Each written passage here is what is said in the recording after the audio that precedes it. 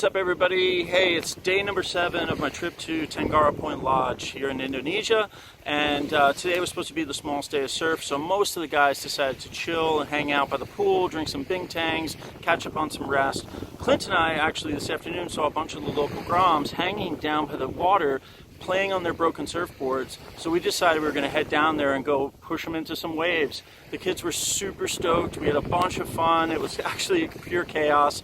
That we were walking on these crazy barnacled rocks. It was just nuts. Clint got cut up pretty bad actually, but the kids had a blast. I brought a bunch of hand planes for the kids to ride, and we were trying to teach them how to body surf. Some of them figured it out real quick and others not so much, but I think they'll get the hang of it. Hopefully they can figure out they can make the hand planes out of all the trees here and the extra wood that they have. But it was really fun hanging with the kids, what could be the first generation of local surfers. So let's see what happens tomorrow. Cool.